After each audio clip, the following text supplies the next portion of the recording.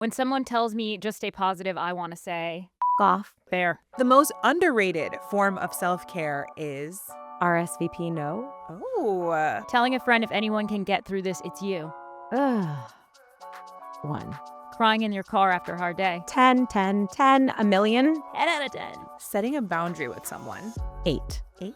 It's good for the most part. It could be 10 if we're using it the right way. But I think boundaries have become an excuse for doing things you don't want to do or for not wanting to put in the hard work in relationships. Welcome to Broadlines, A weekly video podcast by the Female Quotient. where real headlines meet real conversation. I'm Natalie Lizarraga, a journalist and news anchor. And I'm Marie Williams, an entertainment, lifestyle, and culture journalist. Our guest today, Dr. Deepika Chopra, is not your average therapist. She's a behavioral scientist, holds a doctorate in clinical health psychology. She's a visual imagery expert and the founder of Things Are Looking Up. She's spent over a decade studying what optimism actually is, like not the bumper sticker version, but the science-backed, evidence-based, genuinely life-extending version.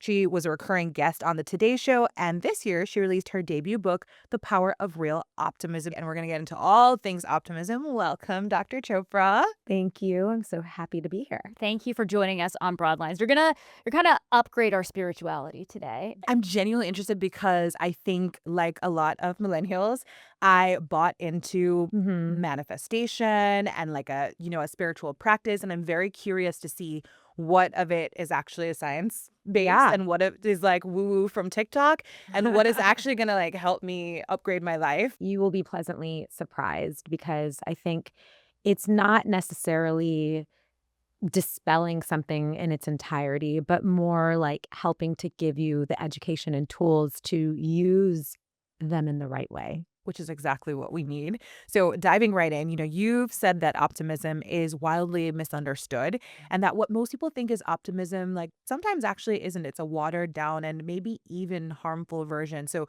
right off the bat, what is real optimism and what isn't? I literally used to think that being optimistic or someone that was an optimist had their heads in the clouds and that they were completely devoid of reality.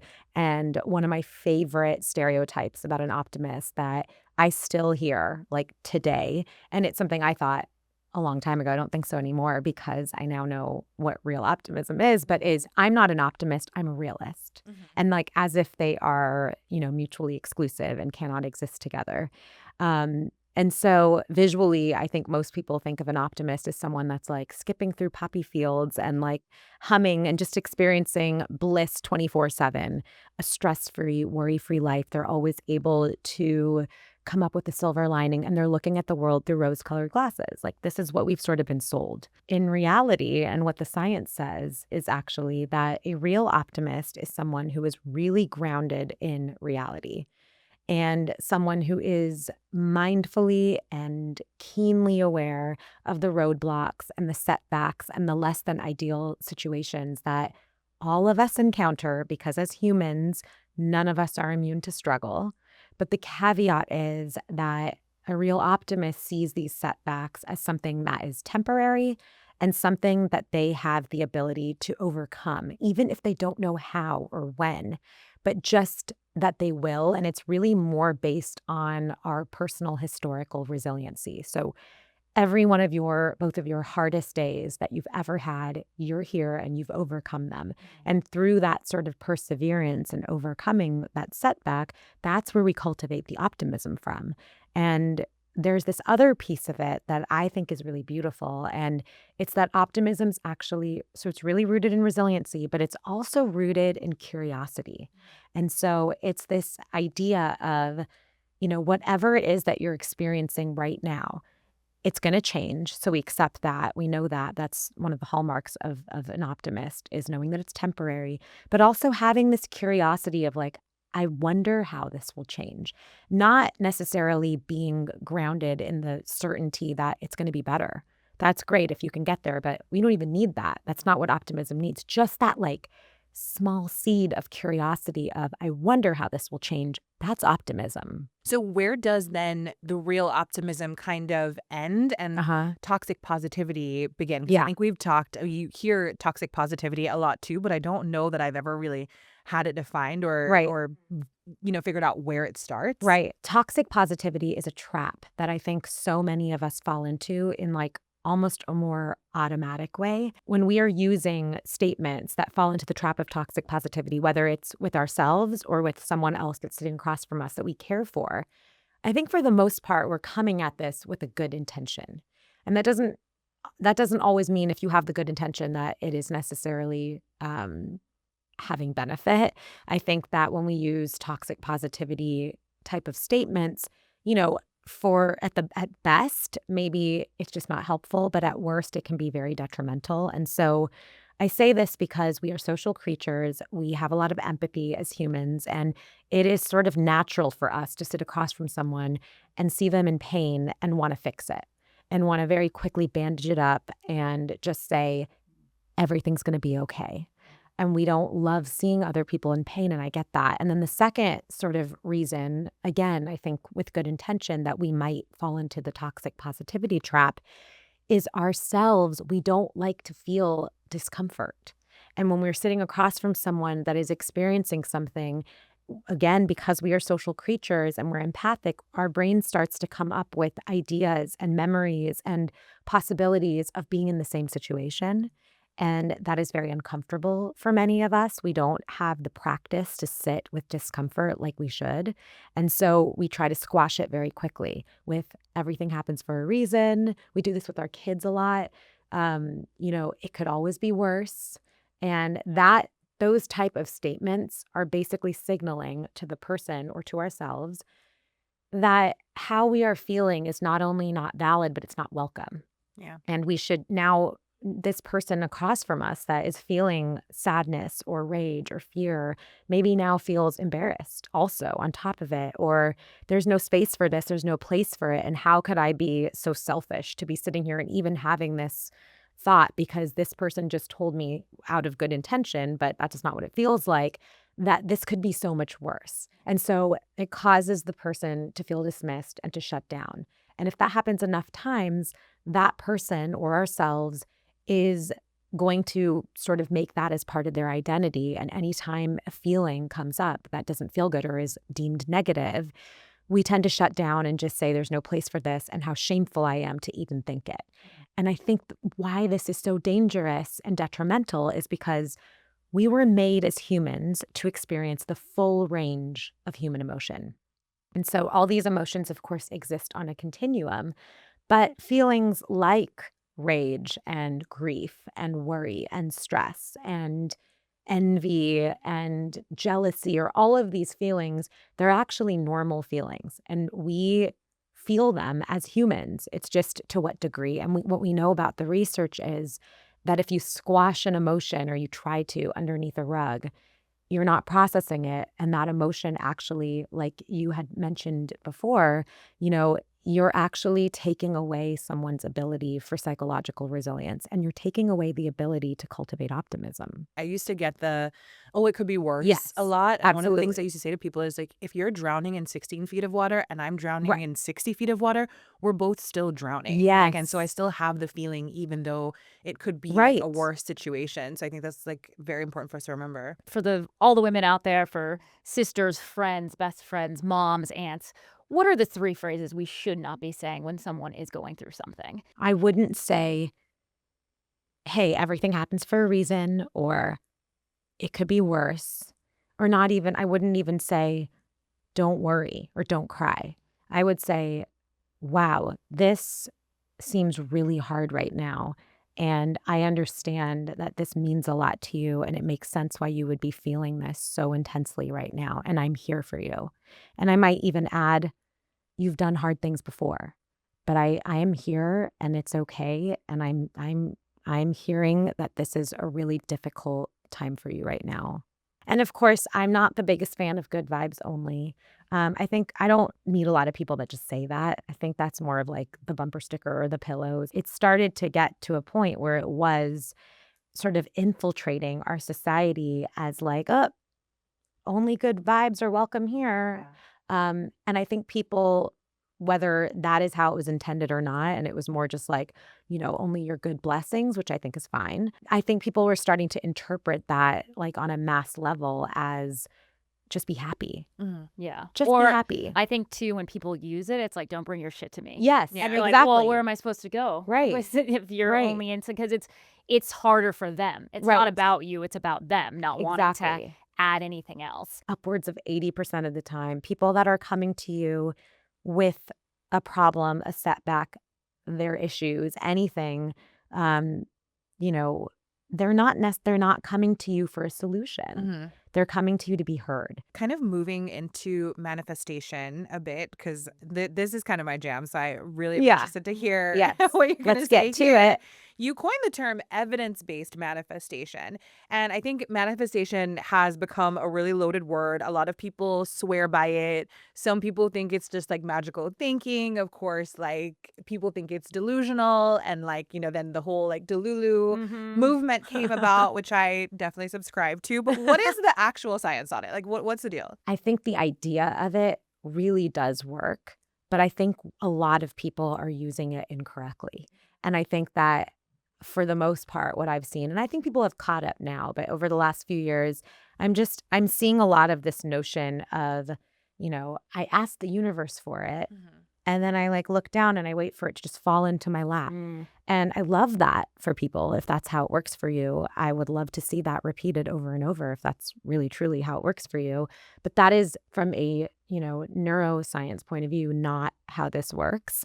I think it's so important to know what you want. And I think that part of manifestation really gets it. Like focus on what you want and visualize it. So for me, when I was doing my dissertation on this idea of positive future-directed thinking, I really looked at sensory-based visual imagery and visualization as a science-based technique to increase optimism. And so this really falls into all of this. But there is a science behind how to do it. And I think that's the part that not a lot of people know about. And I think the missing part for me that I've come up with that is like the true secret, I think, is you don't always get what you want, but you most always get what you expect. And so there is a gap between how much you want something and how much you actually expect it to be a possibility and happen for you. And our brains have a limited attentional capacity. The brain cannot tend to everything. And that's for good reason. We don't want it to. And so your prefrontal cortex will turn on and start coming up with solutions and ideas and small ways, practical ways to get a goal, really materialized and to manifest something if it believes there's a strong possibility for it. So if someone really wants to win the lottery, for example, they could want that. If I asked, hey, rate from 1 to 10, 10 being the most, how much would you want to win the lottery? And 10. I would love to win the lottery. Okay. Did you buy a lotto ticket this morning? No. Did you buy one yesterday? No. And that's because that makes a lot of sense to me. By the way, the only way to win the lottery is to buy a lotto ticket. Right. Or is to play. Or maybe someone buys one for you, whatever it is. But to have a lottery You need ticket. a lottery ticket. And so it makes sense because your brain tells you this is very unlikely. This is not a possibility. I'm not going to put forth the energy and the ideas to you to wake up in the morning and buy a lotto ticket because there's other things that I think are more possible that I'm going to put the energy and attention towards. And so you can want something until the cows come home. But if you don't think it's a real possibility and that rating, it doesn't match from 1 to 10 of how much you expect something to happen and you don't close that gap, it's very unlikely that you have your brain on your side to help you make that a reality. But is there a way to close that gap? Is there like a practice that you can get into or something like that to, Yes. kind of, tell me about That is the real work. And again, it is not I really want to close the gap and then it falls into your lap. It's Right. real work. Darn. Darn. Imagine if I reached in my purse and had a little pill box and I was like, here. This will close the gap. Thank you. Yeah. Just say this 3 times and click your heels. I wish. Actually, I don't wish. To be honest, let's get into that. I don't wish that because again, if that were how things worked, you miss the whole process. And not to sound cliche, but you miss that cultivating of resiliency and optimism. And you miss that neural pathway. That is the point. That is the purpose. And so there is a lot of different ways that we can work on to close the gap. But one of the best ways, and now we're kind of talking about, we're like veering into the idea of self-limiting beliefs. And so, there's quite a few examples in the book of clients that I've worked with, or even stuff, it's part memoir too, but how this actually works in real time. And so and why I study sensory-based visual imagery so much is it is one of the most powerful tools that we have to actually dismantle and change self-limiting beliefs and to like really change that possibility. So when your brain sees something visually, Mm-hmm. and you experience it with your senses, we have these things called mirror neurons, and your brain doesn't know the difference between reality, like you're actually doing it, and you're imagining it. This comes a lot from sports psychology. It's like when you watch Dancing with the Stars, your brain is actually firing the same neurons that it would fire if you were dancing. Mm. These mirror neurons are so powerful, and it's such an interesting concept, but a lot of this, again, is rooted in sports psychology, and a lot of elite athletes have been using this for a long time. There's only so much your body can do. Physical rehearsal. And we turn to mental rehearsal. And so when your brain sees something and you visualize it, it actually starts to think, wait, I've seen this before. It's a possibility. Mm-hmm. So if cognitively you're just like, I really want to be in this amazing relationship, but I ask someone that's sitting across from me, well, how much do you actually, from 1 to 10, expect that can happen for you? And they're like, well, I want it 10 out of 10, but things haven't been going so well. I've had these, not great experiences. I have all these self-limiting beliefs. And I mean, they don't say that right away, but they're like 2 out of 10. Mm-hmm. And so that gap is just too big. And so if then we start to figure out what are their beliefs, and if they're like, I'm not deserving to be in a great relationship, or I don't feel like I'm lovable, or I don't like myself. Like these are real beliefs that you wouldn't think, but every day even high functioning people are walking around with. And they're based on years of evidence collecting in their life to make that belief cement. A lot of people will say, well, why don't you just write down, I'm a lovable person, and say it 3 times in front of the mirror, and it's called an affirmation. Yeah. And again, I believe in affirmations, but only when they're used correctly. And it's why I have something I call the 7 tenths rule. You rate from 1 to 10, 10 being the most believable. How much do you believe this affirmation? So if someone told you to say, I'm lovable, and they are like, maybe 3, 4, Mm-hmm. that is not an affirmation that's going to be useful to you. And quite honestly, the research shows it's probably going to be pretty detrimental because your brain is a powerful organ. You look in front of the mirror and you say that, and it starts almost like visually, the way I see it is like a computer screen that starts pulling up all the files that you have collected over the last 30 plus years to say, wait, this is why I'm not a lovable person, and don't try to trick me.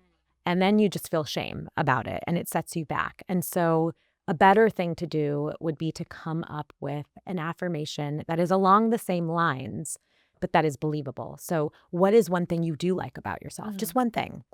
And someone comes up with, I'm a loyal friend. Okay, I believe that 9 out of 10, 8 out of 10.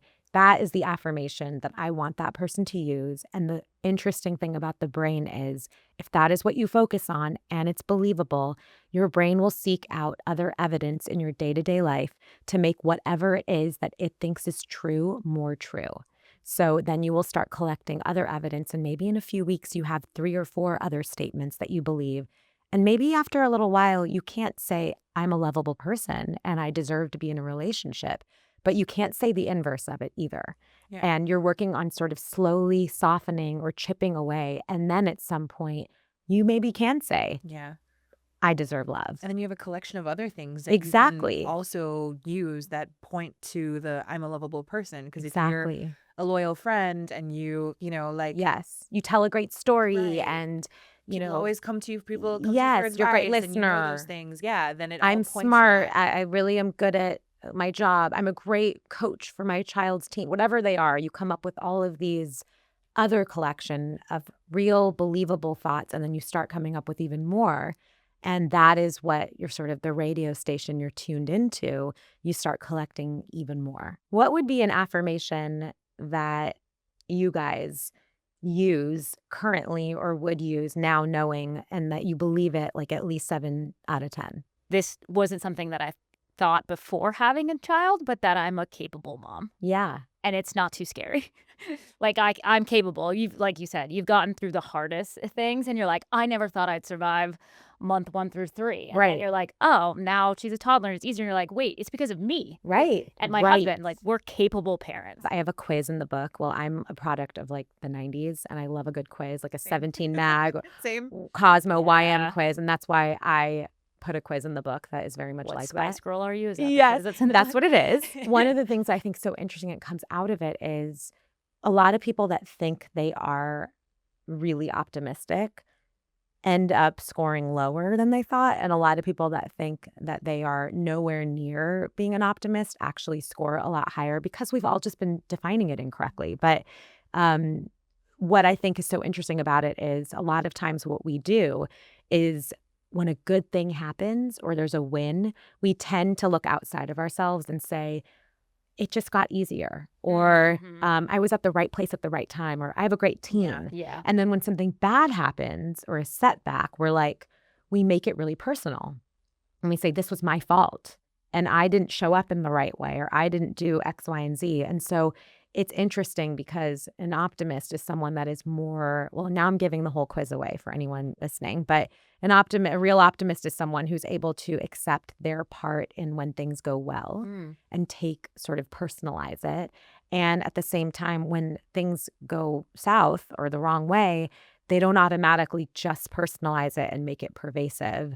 They sort of start to look at what are some other circumstances, or if it was something in their part, like where's the agency? But what would be your affirmation? I luckily have been shifted from the kind of toxic side of it. Yes. So one of the things that I used to do, and this was surrounding money, is say that like I have abundance and abundance Yes. is coming to me. But now I'm understanding that the reason that that didn't sit well is because then I had evidence to the contrary. Well, like I can't afford this. I want to go on Right. this trip. I can't, like, like my friend has this really cute purse that I can't get because I have to save to put a deposit on my new apartment.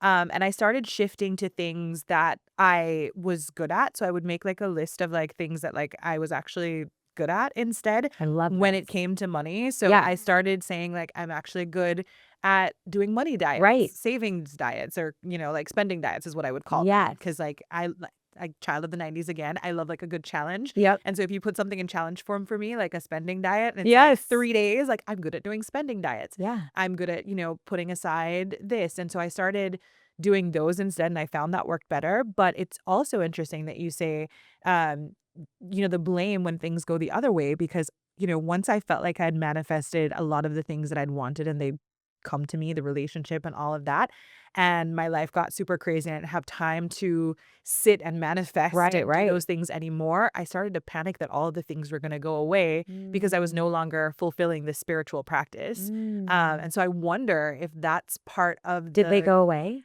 No, I still got my man, you guys. Okay. I still have the things. How interesting is that? It was a panic. Like, Right. it was a panic. Of course. And I'm realizing, do we kind of tip into the toxicity, and what happens to your brain when you're then like, okay, well, I haven't sat there and, Right. said my 15 affirmations Right. and written down my goals for the year. Or I think this even comes up a lot, which breaks my heart because I worked as a psycho-oncologist for many years. So I worked with cancer patients and their families.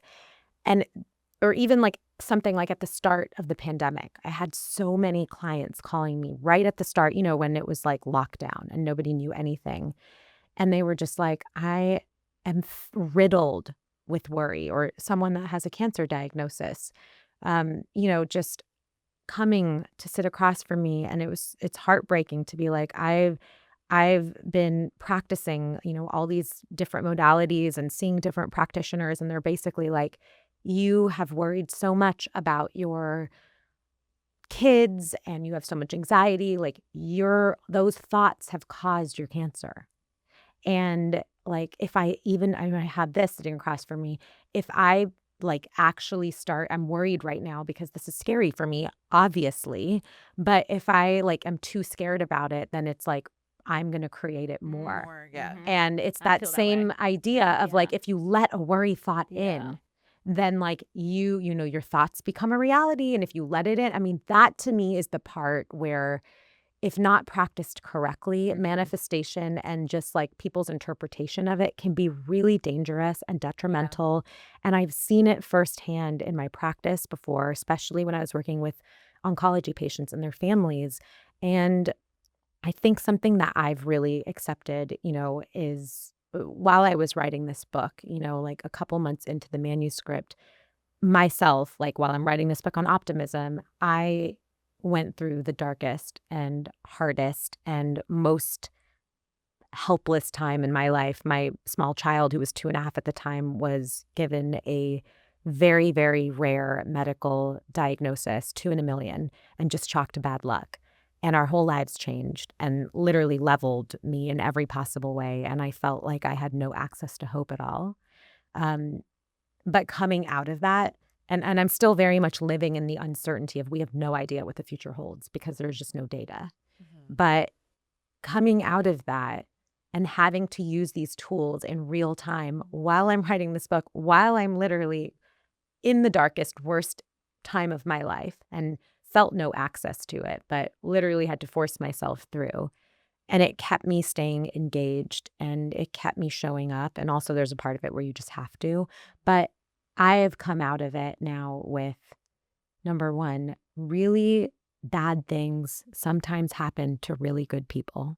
And that was something I really had to look at straight in the eye because I did not understand that. I could say the words and I would sit across from other people that had diagnoses in my past and have to sort of grapple with that and also come to that. But I fully, in my gut now, understand and know that. And then I came out of it and I understand what type of optimism was cultivated there. I so strongly believe, and I say it in front of the mirror every single day, I can do hard things. Because I really, truly, that is my affirmation now. And I heard the words before. I've read stories about that. I've read books called that. I've listened to all kinds of things. And the words, I get them, but they didn't fully like sit with me and become part of me in a way that I believe 10 out of 10. Yeah. Like my family can do hard things. When it comes to men and women, there seems to be a difference in like a lot of stuff. A lot of optimism is kind of more geared towards women. Do you think that men or women are more likely to show traits of toxic positivity and why? Which one shows it more? Between men and women, we are not really, I'm not really looking at who shows traits of toxic positivity more. I more look at it like a man and a woman, I think show traits of toxic positivity very differently. And so, I think a woman, we're programmed in our society to be the caretakers, to smooth things over, to be agreeable.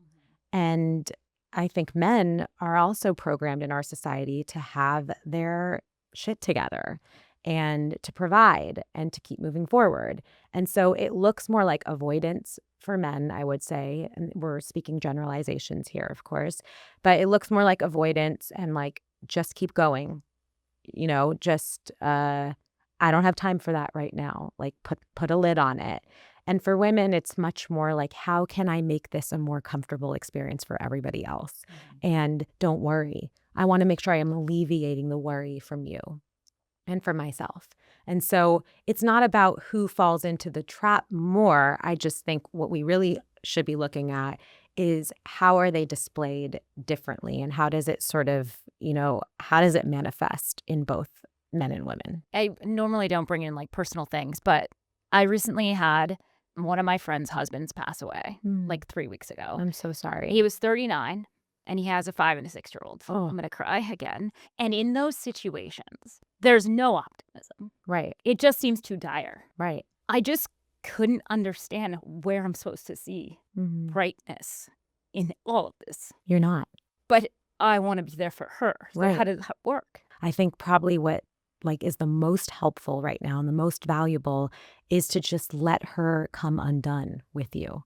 Like allow it. If she's got kids, she's probably feeling a lot of pressure to have that brightness and to be put together for her children. And she probably needs so many more avenues than you can imagine where someone is not pressuring her to find the bright side right now and just to literally be undone and broken. Yeah, I think that's huge because, when everyone's there and surrounding someone who's going through something, everyone wants to have those short, it'll be better and you'll get through this. But like sometimes time will heal. I mean, like that is another one where, I mean, does it? Yes, in some ways, I think grief a lot of times is, to me, I almost look at it like a bag of heavy rocks. And you always are carrying it. You're carrying this backpack of heavy rocks. And some days you are carrying it and you carry it so much that you don't feel the heaviness and the weight of it as much. And other days, and these are things like landmines, even years away, something can happen, a memory, a flash.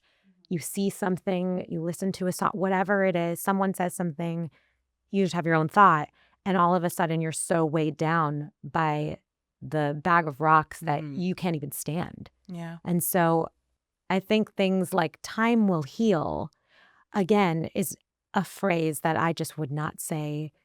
I wouldn't want to hear that. Coming undone and permission to do that. Yes. Is so very crucial. And I feel like for women, for mothers especially, coming undone just sometimes doesn't seem like an option. You can't afford to do that right now. No, you can't. And so I think in that realm too is like, where can she? And there's going to be a lot of places. And hopefully, there is also a healthy amount of being undone in front of your children. And this is a circumstance where they're all of course, but she's got really little children and she still has to show up and be a mom, obviously. And that's really hard. And so where are the other avenues or places that she can just be undone? Because we need that process. What struck me was that the cover of your book says, open even when life gets hard, because life is going to get hard, and how you cope with it is how you learn to in the future to do that. So if you don't have, hate this word, but the bandwidth to be amongst people and still, you need a place to come undone and you need the time. How do you explain that? Like, hey, maybe I don't want to have this conversation right now, but I do want to grieve, but on my own. Or like, just give me space. The first part is, how do you tell people in your life? How do you set these boundaries? And then the second part is like, where are some of these places, or where can you actually be undone if you feel like there's not a lot of avenues for it? So the first part I would say is the people that really matter in that moment. You can have a lot of people in your life, and when you go through something, you still can care about them and love them, but they don't have a place in that season. But the people that really do have a place in that season, they have a place in that season because you can have a conversation like that. You can say a statement like that, and you don't have this fear that they're either going to be offended, and if they do, then they're not the person in that season. Do you know what I'm saying? It doesn't mean you are removing them forever, but I truly believe in this idea of seasons. And then the second part is, it just keeps coming up for me. I think we all have to find those little places, and they're almost like, in my mind, like alleys. This is figuratively, not to go really. cry in an Yes. alley. Yes, exactly. Just know your surroundings, For me, ladies. know your surroundings. Whatever those are, those pockets, and we find them, and you will find them when you are in need. For me, it was my car. Yeah, I was just about to say that. For me, it was enclosed. 10 out of 10. I felt safe. My tool that I've always used since I was a little kid, and I was a very deeply feeling kid, if you couldn't already have guessed. Since I was a kid until now, one of my most used and potent mental health tools is music. It always has been. And I started to realize this more recently, but I don't just use music to boost my mood, although sometimes I do that. I use music to help me keep feeling and expanding the feeling that I'm in. And I am very much known, like if I'm driving home from an errand, there have been many times where my husband will drive in because he's coming in from something, and he'll look and he'll just be like, oh, she's still in her car. And sometimes it's visible of what I'm doing and sometimes it's not, but he knows That is like I am listening to music and I am bawling my eyes out, or I'm just listening to music and I am raging out. Like I am doing something where I am not ready to turn my music off and go inside. And oftentimes for me, it is my car. When a lot of this was happening a couple years ago for me and I was at my lowest point, I was doing a lot of hiding underneath my office desk. I don't know why. It was like something that just was instinctive for me. Like it was almost like I was preparing for an earthquake. But I found myself literally hiding underneath my office desk. But shower is another one. I think we like to retreat to places where we feel safe, comfortable, and it's oftentimes in a mundane, like routine place where we don't have to do much safety again or thinking about our surrounding, and we just have the ability to feel. And so, and for some people, it's another person. It's being embraced by someone else. It's their mom. It's whatever. It's being held. The last two places I cried, my car and the shower. Yeah, see? And as we talk about all of this, do you see a difference, especially in your work, on how different generations approach this? Because I think we are millennials and come from, the school of the pillows and the home goods. Yeah. I think our parents come from the school of just move on. Right. You need to get through it. And Gen Z don't come for me, but I think they are a little bit more like feel it out, maybe to the point where it might be too much. I don't know, but how do you perceive it when you work? I do. And our environment has a deep impact on our nervous system. And generationally right now, I think you hit it spot on. I think this generation coming up right now, they're very emotionally aware and they're able to use emotional language and to label emotions, which, by the way, is excellent. There's a ton of research that even if you can just label how you're feeling, it removes some of the threat response and takes you out of that amygdala, even if you haven't been able to change the feeling. But it actually it takes the edge off of whatever that feeling is. So there is a lot of benefit in that. But I will say, I think this generation, that's a positive, but that labeling emotions is very different than having resiliency tools. And I also think we just are in the type of society and world that we live in right now that is not really set up for resiliency tools. We are highly distractible. We have a 24/7 news cycle. We're always online. Although I will say this generation coming up, they're more interested in what that impact is. And I think they're thinking about it more and they're more intentional. But I also feel like we are one of the most connected in one of the most connected times in our society right now. We are one of the most informed times. We're deeply informed, but we also have this flip where we're not equipped with the right tools to take action and to hold all the information and stimulation. And it's great. I'm always such a believer, and people think it's counterintuitive when they think about what I do, but I don't believe in ignorance is bliss. I don't believe in turning off the news and not knowing what's going on. I completely understand what an impact it has on our psyche, and our brains and our nervous system were not meant to be stimulated this much and to know this much and to be exposed this much of everybody's deepest setback and heartache all over the world globally and all at once. So I do believe in the idea of boundary setting. But I think that is why I'm so passionate about real optimism and these tools, because I think being numb to it or having to be so overwhelmed by the type of world we live in and we have to look away is the exact opposite of where we need to be. We need to actually just start equipping ourselves with more psychological skills to hold things in a new way. So we're going to do a little fill in the blank. So just reading you the sentence and you tell us what you think. Okay. So we'll start with the biggest misconception people have about optimism is that it's a personality trait and that it has to feel good all the time. When someone tells me just stay positive, I want to say, off. Fair. The most underrated form of self-care is RSVP no. Oh, I love that. The one thing I want people to feel after reading my book is empowered and a sense of agency. Okay, rate these 1 through 10, 10 being the best and 1 being a flunk.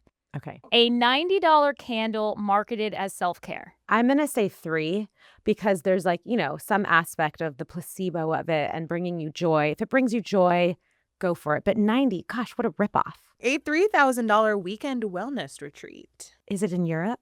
Maybe. Because, I think that just a trip to Italy is wellness for me. So I'm going to say 4.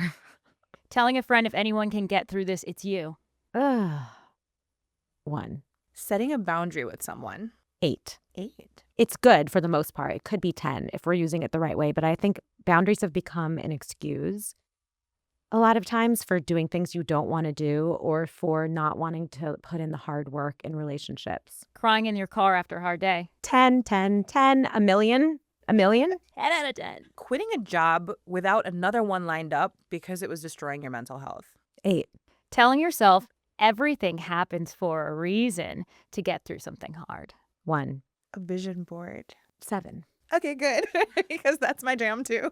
I want to know what you're doing after that and what you're doing with it, but just it in itself, 7. Blocking someone for your own peace. 10. 10. Journaling as therapy. 10. Telling your friend you manifested that when something good happens to them. 2. 2. Yeah, because I would rather highlight like the work they did. Okay, so a wellness influencer's course on healing your inner child. Price tag $997. Gosh, you're trying to get me in trouble here. I will say, obviously it depends.